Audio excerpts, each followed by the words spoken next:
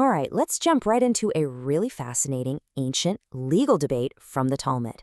It's all about a sacred ritual that goes, well, a little bit wrong. And what unfolds is this brilliant clash of ideas that honestly gets to the very heart of how we think about our actions versus our intentions.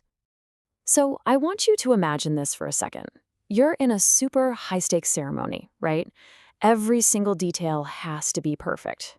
And then someone messes up. Just a small mistake, but still a mistake. Is the whole thing ruined? Is it a total wash?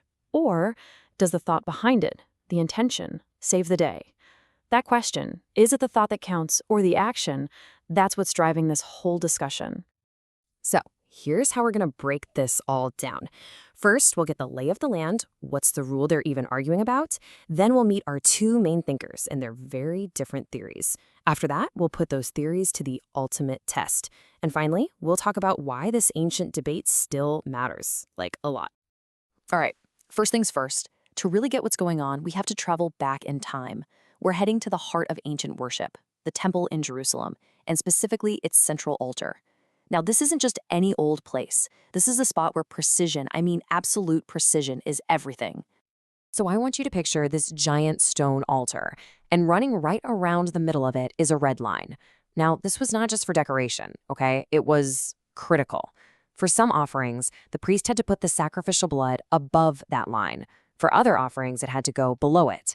Getting this right was like a non-negotiable, fundamental part of the entire service. And this brings us to the rule at the center of it all. It comes from the Mishnah, the ancient Jewish book of law. And on the surface, it sounds super straightforward, right? If blood that should be placed below the line was placed above, or blood that should be placed above was placed below, the offering is disqualified. Okay, simple. You mess up, it's invalid, case closed. But, you guessed it, this simple rule is anything but simple. And this is where things get interesting. Enter our first major player, a thinker named Rish Lakish. He looks at this rule, and he basically says, hang on a second. Maybe the physical action, where the blood lands, isn't the whole story. Maybe, just maybe, we need to look inside the priest's head. So Rish Lakish, he comes up with this really elegant idea. He splits the problem in two. On one hand, you have what he calls placing in silence. This is just an accident. Oops, the priest's hand slipped, he put the blood in the wrong spot, but he wasn't thinking anything bad. Rish Lakish says, you know what? That's fine. The offering still works, the atonement is achieved. But then there's the other scenario, placing with a statement. This is when the priest messes up the location and at the same time has an improper thought, like say he's thinking about eating the sacred meat after the deadline. That, Rish Lakish argues, that's what the Mishnah is talking about. That's when it's disqualified. So for Rish Lakish, the bottom line is this. Intent is the game changer. A simple physical slip-up, it can be overlooked. But the moment you combine that physical error with a flawed intention, boom, the whole ritual is corrupted. Intent is like the secret sauce, the thing that can either save the action or doom it. But of course, it's not that easy. Not everyone bought this idea.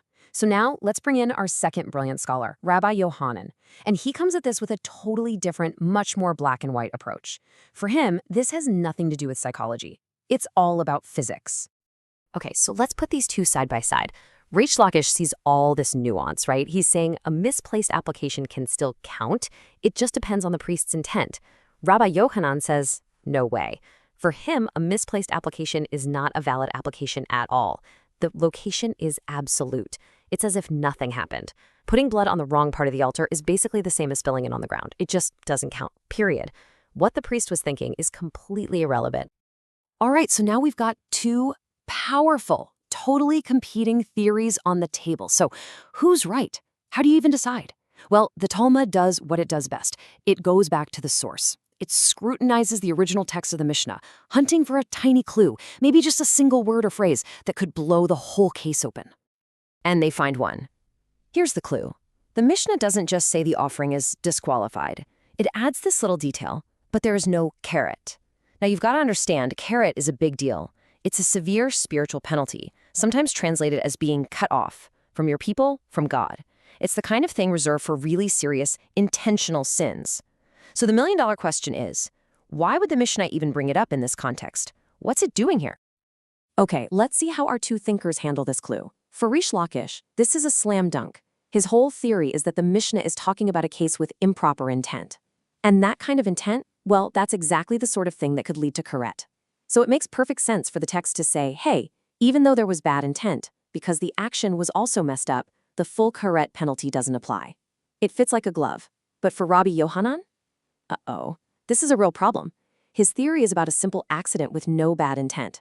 So why on earth would the text even mention a penalty that's all about intent? It just doesn't add up.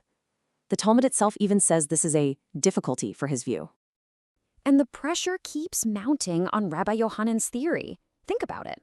If he's right, and putting blood in the wrong spot is just like spilling it on the floor, well, the next question is pretty obvious, isn't it? Why not just gather it up and try again? Put it in the right place. If it was just a spill, why is the whole offering toast? But just when you think he's cornered, Rabbi Yohanan comes back with a really clever defense. He says the altar itself has a special status. The moment that sacred blood touches any part of the altar, even the wrong part, the action is considered final. It's done. You can't take it back. It might have been a wrong application, but it was an application. There are no do-overs. It's a powerful argument that shows just how committed he is to this idea that the physical act is absolute.